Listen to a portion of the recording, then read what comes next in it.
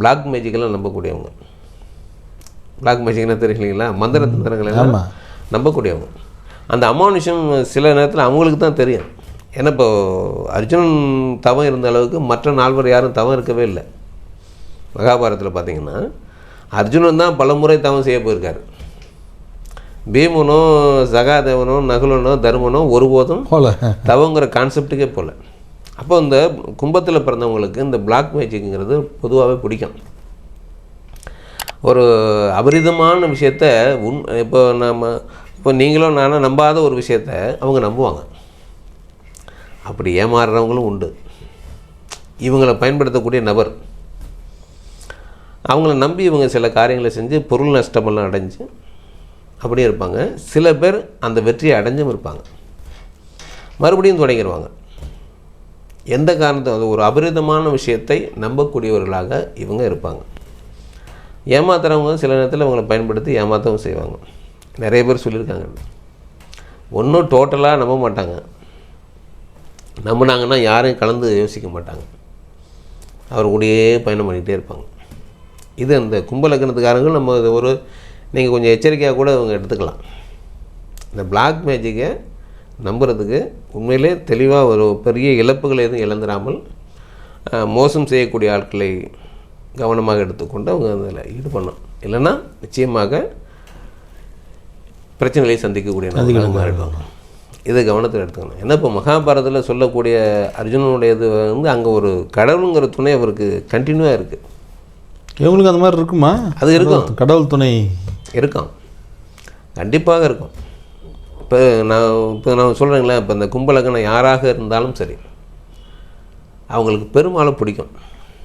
பெருமாள் கண்ணனுடைய அவதாரம் இல்லைங்களா,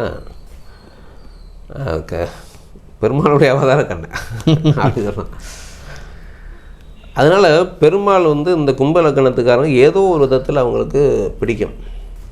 அப்படி பிடிக்காமல் இருந்தாங்கன்னா அவரை வணங்கினால் இவர்களுக்கு ஒரு சாதகமாக இருக்கும். ஆணாக இருந்தாலும் சரி பெண்ணாக இருந்தாலும் சரி அவங்க பெருமாளை வணங்கக்கூடியவங்களாக இருப்பாங்க. இது ஒரு வணங்கினா நல்லது அப்படி எடுத்துக்கலாம் இல்லையா? அப்படியே எடுத்துக்கலாம். நான் கடவுளை வணங்குங்கிறது நல்லது தானே. ஏன்னா பெருமாள் உற்ற தெய்வம் அவங்களுக்கு. அதற்கடுத்து குரு ரெண்டாவது அவங்க மிக முக்கியமாக கருதக்கூடியவங்க குரு தான்.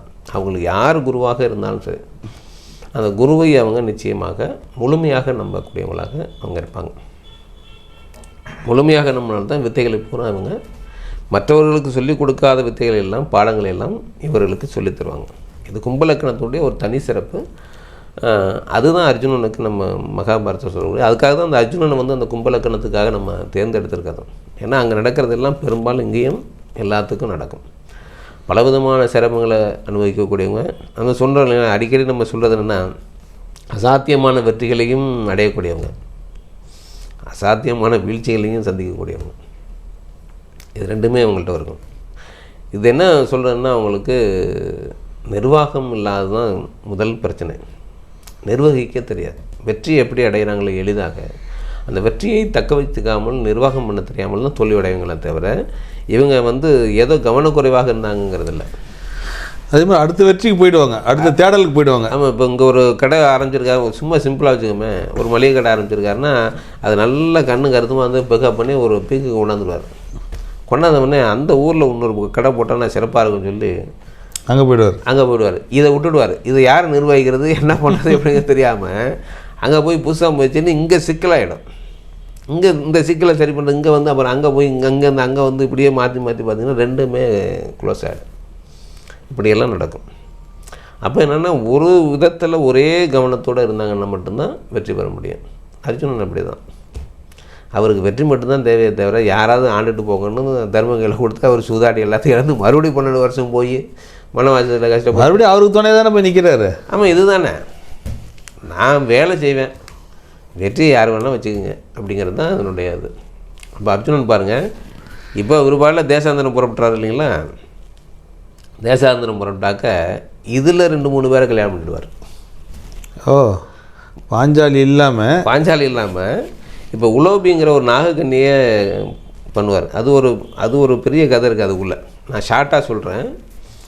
உலோபிங்கிற நாகக்கண்ணியை அந்த நாட்டில் ஒரு பிரச்சனை இருக்கும், அந்த பிரச்சனையை போய் ஒரு தீர்த்து வைப்பார். தீர்த்து வச்சன் மூலமாக கட்டி வச்சுருவாங்க. அந்த நாகக்கண்ணியை ஒரு கட்டி வச்சுருவாங்க. அவளுக்கு ஒரு குழந்தை பிறப்பான். அவன் இந்த மகாபாரதத்தில் சபதப்பட்டு வருவான். அந்த மாதிரி ஒருத்தன் இன்னொரு நாட்டில் சந்தித்து அந்த பெண்ணையை வந்து இவருக்கு கட்டி கொடுத்துருவாங்க. வாலண்டரியாக வருது. வாலண்டரியாக. இதுக்கப்புறம் அங்கங்கே சுற்றி கரெக்டாக ஒரு கண்ணை இருக்க இடம் வந்துடுவார். கண்ணை இருக்க இடம் வந்தவொடனே துரியோதனன் அவர் வந்து சுபத்திரையை மணக்கிறதுக்கு பலராமர் மூலமாக அடி போட்டு, ஏன்னா அந்த உறவு வந்து பலப்படுத்தணும் இல்லைங்களா, அதுக்காக அவர் என்ன பண்ணுவார், ரொம்ப திட்டங்களோட. துரியோதனா அவருடைய சிஷ்யன் தானே. ஆமாம், பலராமருடைய. அதனால் துரியோதனன் மேலே அவருக்கு ஒரு விதமான தனி பாசம். தங்கச்சியை கொடுத்துட்டாக்க ரொம்ப சந்தோஷமாக இருக்குன்னு இப்போ அவர் பெண் கேட்டு அவங்க இதெல்லாம் முடிவெல்லாம் ஆகிற நேரத்தில் இப்போ அர்ஜுன் எங்கள் என்ட்ரி. இப்போ கண்ணன் பார்ப்பார். இப்போ சுபத்திரை சொல்வா, எனக்கு அர்ஜுனோட தான் கல்யாணம் பண்ணுவேன், நான் இந்த கல்யாணம் சம்மதிக்க மாட்டேன்னு கண்ணன்ட்ட சொல்லுவேன். கண்ணனுக்கு தெரியுமில்ல, ஆல்ரெடி பாஞ்சாலி இருக்குது, அப்புறம் அந்த நாகக்கண்ணி எல்லாம் தெரியுமில்ல. இன்றைக்கி தானே சட்டத்திட்டங்கள் இப்படி இருக்கு, அன்னைக்கு இருந்த கதை வேறு இல்லைங்களா உங்களுக்கு. ஆமாம், அன்றைக்கே போன்று. ஏற்கனவே அர்ஜுனனுக்கு பல மனைவிகள். எப்படின்னு கேட்டீங்கன்னா, இப்போ நாடாக போர் எடுத்து போனார் இல்லைங்களா, அதில் வந்து அந்த நாட்டு வென்றாங்க. அந்த நாட்டு பெண்கள்லாம் மனைவி கேட்டகரி தான் அந்த பெண்கள்லாம். ஓ, நாட்டை வந்து அங்கே இருக்கிற அரசகுமாரிகள் இவருக்கு தான் மனைவி, வாலண்டரி. ஓ, அவர் ஏற்றுக்கிறாரு ஏற்றுக்கலையே அது கிடையாது கணக்கு. இப்படி தான் தசரதனுக்கு 60,000 மனைவிகள். புரியுங்களா உங்களுக்கு? தசரன் ஏற்றுக்கினாலும் ஏற்றுனாலும் சரி, ஒரு நாட்டுக்கு ஒரு 100 பேர் இருந்தாலும் 100 பேர் ஆடாயிடும். பொண்ணெல்லாம் கொண்டு நாங்கள் அகமதாபாத்தில் சேர்த்துருக்கு பண்ணால் முடிஞ்சு போச்சு இல்லைங்களா. அது மாதிரியாக தசரதனுக்கு ஏன் 60,000 மனைவின்னா, அவர் அவ்வளவு போர்களை சந்திச்சிருக்காரு, அவ்வளோ வெற்றி பெற்றிருக்காரு. அங்கே உள்ள அரசுகுமாரிகள்லாம் அவருக்கு மனைவிங்கிற கேட்டகரி. இப்படி தான் 60,000 மனைவி ஏற்றார். அவர் வாழ்ந்தது அவர் போய் 60,000 மனைவிலாம் கல்யாணம்லாம் பண்ணலை, 4 மனைவியோட தான் வாழ்ந்தார். அது மாதிரி இங்கே அர்ஜுனனுக்கு வந்து இந்த இப்போ போர் எடுத்து போகிற இடங்கள்லாம் இந்த மாதிரியான ஒரு நன்மை செஞ்சேன்னா அவருக்கு ஏதாவது பரிசு கொடுக்கணும். என்ன பரிசு கொடுக்க முடியும்? அவர் ஏற்கனவே சக்கரவர்த்தி தம்பி, அவருக்கு என்ன பரிசு கொடுக்க முடியும்? எங்கள் நாட்டுக்கு இளவரசி ஆட் பண்ணிங்க, அவ்வளோ பண்ணிங்க. இப்படி தான் வந்து இந்த 3 பேரும் கேட்டகரியில் வராங்க. இதில் சுபத்திரை என்ன சொல்கிறார், நான் வந்து எனக்கு அர்ஜுனனை தான் நான் கல்யாணம் பண்ணுவேன் அப்படின்னு சுபத்திரை சொல்லணுன்னா கண்ணன் சொல்லுவார், அப்போ நான் சொல்கிற மாதிரி செய்யுமா. அப்போ அர்ஜுனன்ட்ட பேசுவார், அர்ஜுனா சுபத்திரை உன்னை தான் விரும்புகிறேன், நீ எவ்வளோ கல்யாணம் பண்ணிக்க அப்படின்னு சொன்னோம்னா அது எப்படி அப்படின்னு கேட்பான். அதில் நான் சொல்கிற மாதிரி செய்யுன்னு சொல்லி அவர் ஒரு ஐடியா கொடுப்பார். நீங்கள் 2 பேரும் கிளம்புங்க, சுபத்திரை தேர் ஓட்ட சொல்லு, நீ தான் தேர் ஓட்டணும் சுபத்திரைகிட்ட சொல்லுவார். ஏன்பா அதெல்லாம் நான் பார்த்துக்கிறேன், நீ தேர் ஓட்டிகிட்டு போ, அர்ஜுனன் உங்கள் தேரை விரட்டிக்கிட்டு வர்ற பின்னாடி வர்ற வீரர்களை அர்ஜுனன் வந்து போர் செஞ்சுக்கிட்டே போட்டோம், ஊர் எல்லையை தாண்ட வரைக்கும் நீங்கள் இந்த கேட்டகரியில் நீங்கள் போங்கன்னு சொல்லி இப்போ கண்ணு சொல்லுவார். சொன்னோன்னே இப்போ சுபத்திரை என்ன பண்ணுவான், நான் கோயிலுக்கு போகிறேன், அங்கே வந்து அர்ஜுனன் வந்துட சொல்லுங்கள், நாங்கள் 2 பேரும் அப்படியே கிளம்புறோன்னு சொல்லிட்டு இப்போ சுபத்திரை கோயிலுக்கு கிளம்பிவிடுவாங்க. பாதுகாவலரோட தானே போக முடியும், அரசகுமாரி இல்லையா. அரசகுமாரி இல்லை. போனால் அங்கே கோயிலில் வந்து அங்கே தயாராக அர்ஜுனன் நிற்பார். தேரை எடுத்துக்கிட்டு சுபத்திரை தேரை எடுத்து உட்காந்தோடனே இப்போ அர்ஜுனன் பின்னாடி உட்காருவார். இந்த காவலர்கள்லாம் திகைச்சு போயிடுவாங்க, விரட்டுவாங்க. என்ன நம்மளை விட்டுட்டு அவங்க பாட்டில் போகிறாங்கன்னு காதில் இந்த காவலர்கள்லாம் விரட்டிட்டு போனாங்க. ஒரு பாயிண்ட்டுக்கு மேலே அவங்களால ஒன்றும் செய்ய முடியாது. இதை நம்ம ராஜாட்ட சொல்கிறத விட நமக்கு வேறு வழி இல்லை இதுக்கு மேலே அப்படி சொல்லி அவங்க நேராக வந்து அரண்மனை வந்து சொல்லுவாங்க. பலராமர்கிட்ட சொல்லுவாங்க, இந்த மாதிரி சுபத்திரையை தூக்கிட்டு அர்ஜுனை கிளம்பிட்டாரு அப்படின்னு சொன்னோம்னா பலராமர் கொதிச்சு எழுந்துருவார்.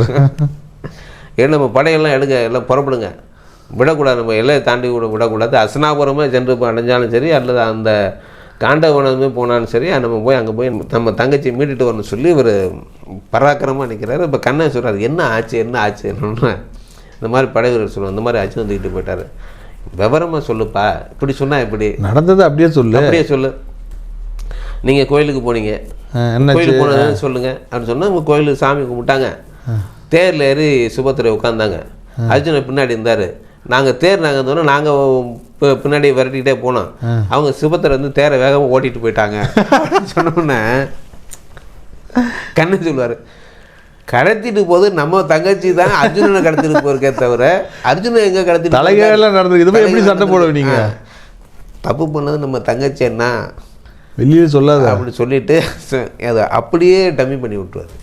இப்போ அங்கே போய் சுபத்திரை கல்யாணம் சிறப்பாக முடிஞ்சிடும். அதாவது இந்த கண்ணனுடைய ஒத்துழைப்பு பாருங்கள், எங்கெங்கெல்லாம் எவ்வளோ பாதுகாப்பு பாருங்கள். இதெல்லாம் அடிக்கடி நிகழும். கண்ணனோட அர்ஜுனுடைய டேக் ஆஃப் பண்ணுறது சின்ன வயசுலேருந்தே ஆரம்பிச்சிடுறாரு. ஆமாம், அது அர்ஜுனனுக்கு எண்ணில் அடங்காத மனைவிமார்கள். கவுண்டிங்கில் இருக்கிறவங்க இவங்கெல்லாம் பாஞ்சாலி, சுபத்திரை, இவங்கெல்லாம் உலோபி, இவங்கெல்லாம் மேரேஜே பண்ணவங்க. மற்றவர்கள் மேரேஜ் பண்ணாத நபர்கள், உரிமை உள்ளவங்க அப்படிங்கிற மாதிரியாக நிறையா இருக்கும்.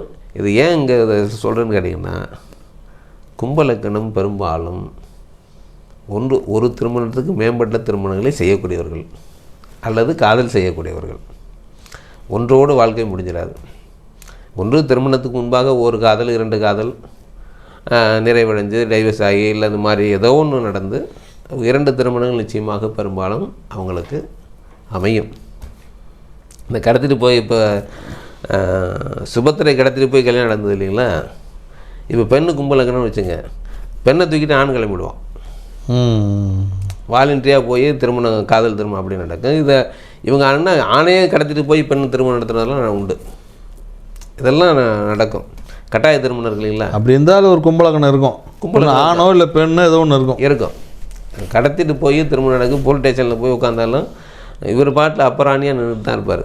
என்னப்பா, நான் அந்த பொண்ணையை கட்டிக்கிறேன் அப்படின்னு சைலண்ட்டாக முடிச்சுடுவார். கட்டாயம் அங்கே கட்டலைன்னா வேறு விதமாக நடக்கிற மாதிரியான சூழ்நிலை வந்துடும். அது அதனால் பெரும்பாலும் பார்த்திங்கன்னா அவங்களுக்கு திடீர் திருமணம், காதல் திருமணம், இந்த வெயிட் பண்ணுறதெல்லாம் இருக்காது. டப்பு டப்புன்னு உங்களுக்கு முடிஞ்சிடும். திடீர்னு பார்த்தா கல்யாணம் ஆகிடுச்சும்பாங்க. சொல்லவே இல்லை அப்படின்னாங்க, லவ் மேரேஜுங்க சொல்லலை அப்படிம்பாங்க. இதெல்லாம் உங்களுக்கு இன்னும் சில பேர் திருமணமாகி 1 வருஷம் 2 வருஷம் கூட தெரியும். நமக்கிட்டே இருக்கார் ஒருத்தர்.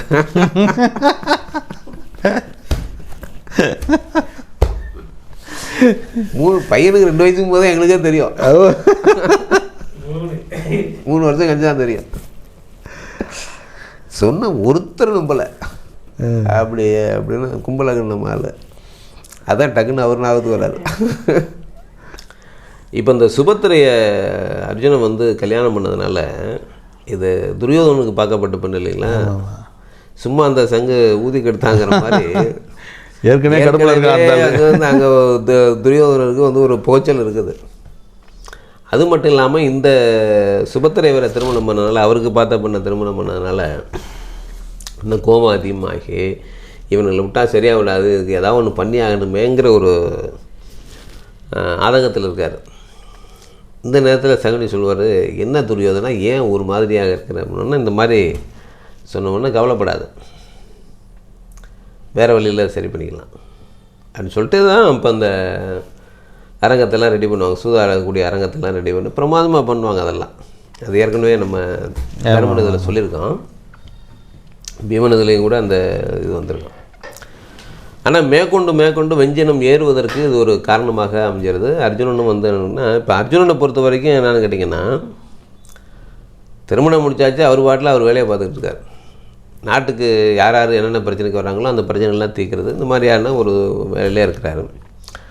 இப்போ சூதாட போகலாமான்னு ஒரு கேள்வி வருது. விதுரர் ஓலை கொடுத்துருக்காரு. ஓலை கொடுத்த உடனே இப்போ எல்லா தம்பிகள்ட்டையும் ஐடியா கேட்குறாங்கிற மாதிரி 2-3 இதில் பேசியிருக்கனால நான் அப்படியே ஷார்ட்டாக வரேன். எல்லாத்துலேயும் அதை நம்ம டச் பண்ணி தான் போய் ஆகணும். ஏன்னா ஒவ்வொரு கேரக்டரும் தனித்தனியாக பேசணும் இல்லைங்களா? ஆனால் சுச்சுவேஷன் என்ன, வீமன் சொல்கிறாரு, எதிரின்னு தெரிஞ்சு அவனுடன் உறவாடக்கூடாது, பகைவன்னா அவனோட நட்பு கொள்ளக்கூடாது. இதுக்கு ஏன் கேள்வி கேட்குறீங்க, நீங்கள் முடிவெடுங்க, என்னை பொறுத்த வரைக்கும் போர் செய்கிறது தான் சரியானது அப்படின்னு பீமன் சொல்கிறாரு. பீமன் சொல்லணுன்னா இப்போ அர்ஜுனா உன்னுடைய கருத்து என்னன்னு தர்மன் கேட்கும்போது சொல்கிறாரு,